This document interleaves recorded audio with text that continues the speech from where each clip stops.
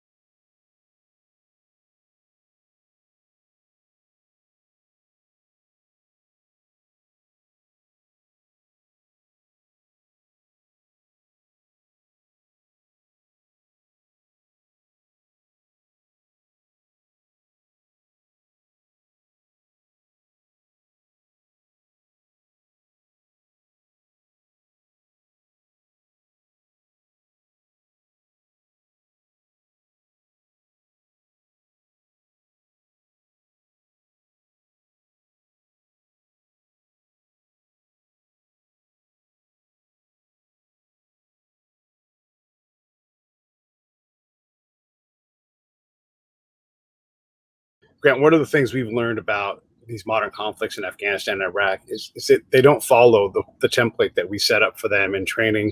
They're usually much more complex socially, politically, culturally. You have any good examples of that? Yes. The thing that sticks out in my mind the most, the one story that I think about a lot in terms of complexity and how do you frame this in terms of the preparations we did for war and thinking about warfare. I don't remember anything close to this one.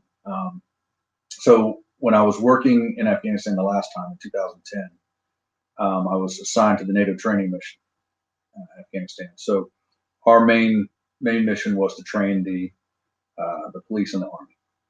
And so as part of that, and I was really dealing with mainly the police for the most part. And as part of that, there was a core team of us in the headquarters in Kabul who tried to learn as much as we could about the police. And there were a lot of challenges with the police, a lot of attrition. The police were not as centrally controlled from Kabul as maybe the army was. And so there were a lot more problems with the police. There was a lot of political pressure to divest ourselves of working with the police and these sorts of things. So we're really trying to understand the police. And so we tried as hard as we could to get out of our base in the green zone in Kabul, around where the embassy was, relatively safe. Get out to the training centers, get out of Kabul as much as we could. It was kind of hard to get out of Kabul. But when we couldn't, we would invite Afghan police into our base and just ply them with questions, take them to dinner or whatever. And so at one point, we had the chance to talk to an advisor. So we had trainers from all over. We had police guys who were National Guardsmen who were training Afghan police. We had British police. UPOL was there, the European Police Organization.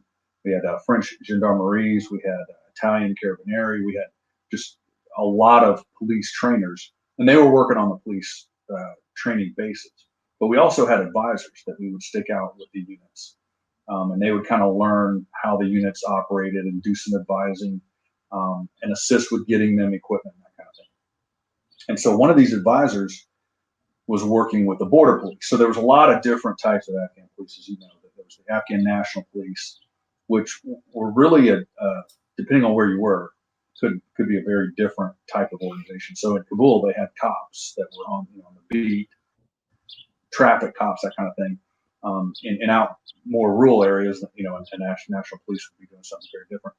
But they also had the civil order police. So I worked with the civil order police a lot. It was a paramilitary police organization. 5,000 guys on paper, probably about more like 3,000, but they were more in the fight than what you think of a regular police unit. And then we had the border police, and that was another organization we worked with, and they were along the border, sort of like our border patrol. Okay.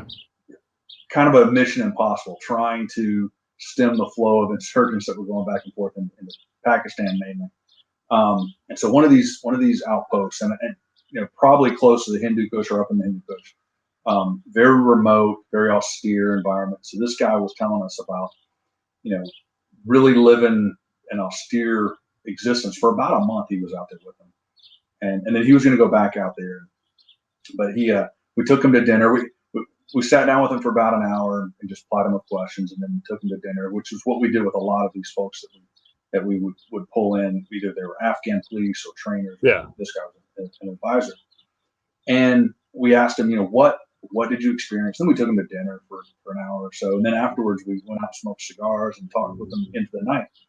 And one of the stories he told us a lot of stories, but one of the stories that he told us that really bothered him, was still bothering him, was they were in just normal operations one day, and there was a river, a body of water close by where the border patrol station was, and he said that there was a body floating by one day, and so the border police got really excited. They ran down, fished him out of the water, and they were talking about how they were going to find out where he needed to go to, where his family was, because they needed to get him back to his family to get him buried. And this advisor said, well, and he had an interpreter with him. And he said, can you do a little bit of investigatory work before you jump to giving him back to his family? Maybe he died. Maybe it was a murder. Maybe there was something bad related to the death. And it was part of his job, to try and get them to do what we would assume is more regular police process type work, investigations, that kind of thing, with the idea being that would help to build stability, trust in the government, the stuff that we like to just assume in the West, and when we were in Afghanistan. And so the border police would have nothing of it. They said, no, absolutely not.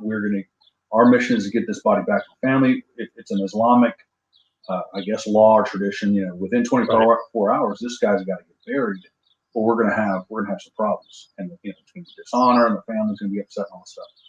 So they went ahead, found out where he was from. It was kind of a sparsely populated area, so there weren't too many places where they needed to check, and they did get him back, and he was buried with all the proper arrangements, and so that was taken care of. And so we asked them later, and he said, were you able to follow up with the family, find out kind of maybe if they knew something about it? And they said, yeah, actually, we did find out. It was an interesting story.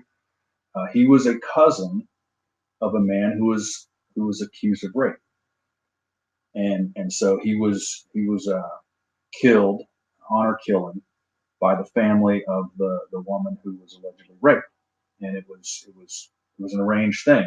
The elders approved it, the two families approved it, and so everybody's at peace now. And the alleged rapist has married the woman who was accused of rape. Well, of course that just concerned the advisor even more. Oh my goodness! So we have definitely a murder.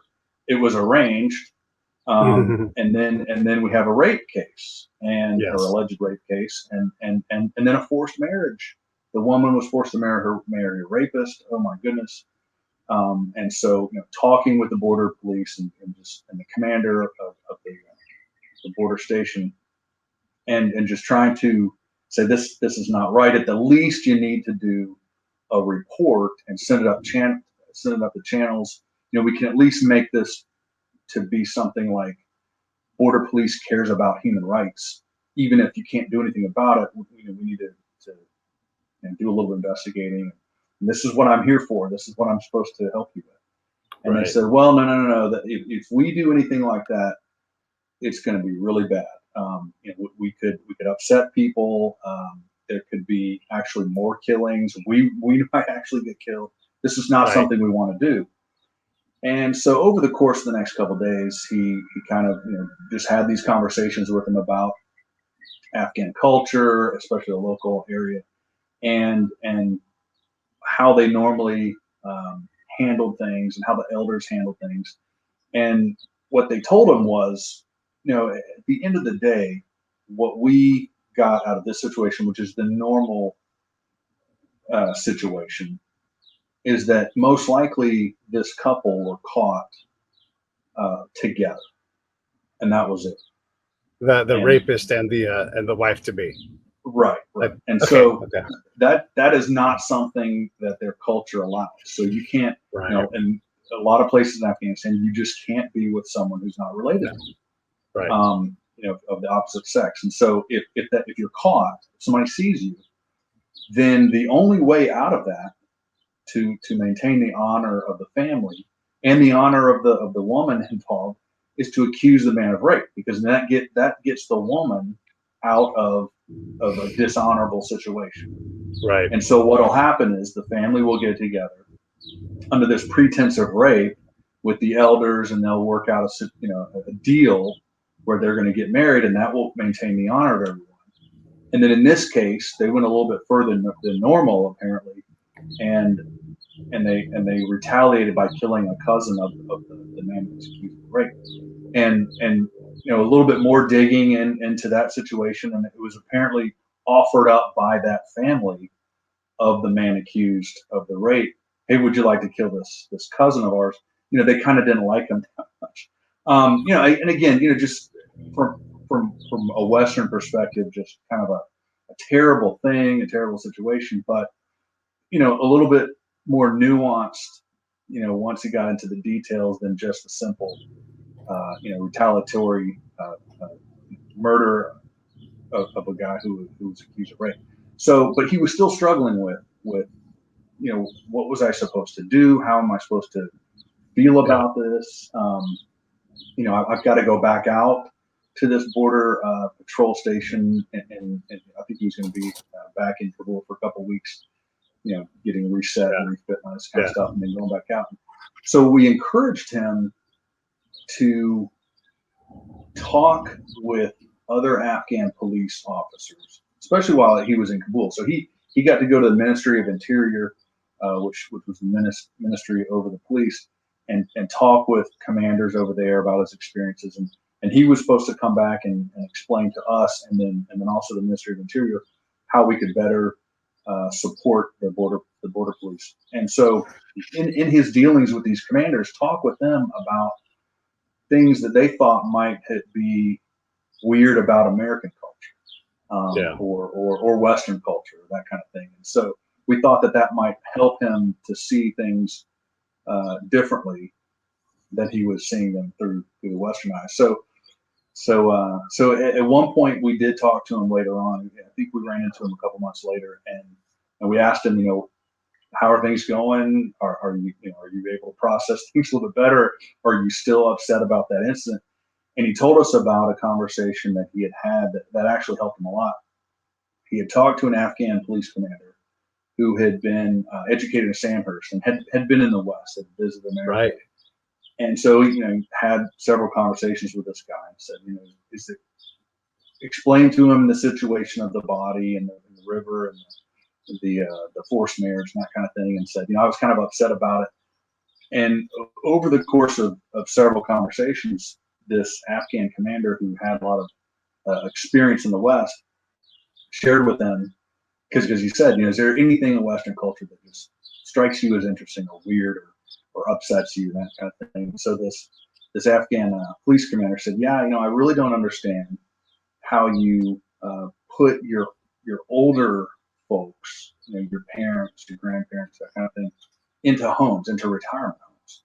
Right. That just seems very, very odd, very bad to me, bordering on evil. My parents live with me, and they will die surrounded by their family. You stick a family member in a retirement home to live out the last few years of their life away from the people they love, and just I don't understand that. And so he said that story allowed him to see things a lot differently than initially, and so it opened up his mind and helped him. And it was really surreal to me, because I'd actually heard that same comment from my mom. So my dad was a retired colonel, had lived in Afghanistan 2003, 2004, doing some contract work, and my mom had lived over there with him in 2004. So she lived in Kabul, and she met a lot of Afghans and talked to some Afghan women. And these Afghan women asked her, where are your parents? While you're over here, what are your parents doing? And my mom said, well, my dad has passed away, but my mother's in a retirement home. And they said, what's a retirement home? She explained it to them. They were horrified. Yeah. So Yeah. so that story to me really, and there's like you, there's probably dozens of stories like that. Yeah. This culture clash of that is that war? No, you're working with others of a different culture, trying to understand, trying to help them with situations. Yeah. But there's this whole nother world that Right. you're pretty unprepared for. I would say totally unprepared for. I mean, we're so bad at training culture, and just like this whole thing of honor killings, part of that is a defense mechanism because there's not enough security to lean on. And so when your family acts in accordance, it's just like with if you took PC type things and instead of canceling, you pushed it to killing. Like we would all like, no, we're all on board with the normal messaging. And it's the same kind of thing where you have to protect the family against any perception whatsoever of impropriety or non-adherence to whatever the social norms are, to the point of creating violence. And I talked to an Iraqi guy and we were talking about freedom, and he's like, it's so great to have you guys here because now we have freedom. And I'm like, what does that mean? And he was talking about it. And then like the next thing he talked about was how he had to beat his daughter because she was on the roof too long hanging up laundry. And it took me a long time to figure it out, but over time I figured it out, because if his daughter is up on the roof, anybody can see her. And if he is not doing his job, then that exposes everybody in the family to danger, because now it's like, well, they need correcting, because there's a whore on the roof and everything. And she's not a whore, she's a little girl, but it doesn't matter. He had to deal with that, and he had to deal with it physically in case anybody checked up on him. And it's just this crazy thing that we don't get to understand, because it's not an opportunity to bring people closer to the Border Patrol. It's rule of law the way they do it, right? And they handle things civilly, Yeah. And if you don't understand how and a lot of these things, maybe all of them, have emerged over time, and in initial conditions that required those, whatever you want to call them, rules or processes to handle, to make things, secure, stable, whatever it is, to keep people from slitting each other's throats so they can live together. They don't make sense. Sometimes they don't make sense anymore, especially from an outsider. But they're doing them because if they didn't, there'd be chaos. There's a lot of examples, I think, of foreigners coming over to America and having that same culture shock because, just a very simple act or word gets them into trouble, and they had no clue about the cultural proclivities of current American, contemporary political issues. Yeah, no kidding.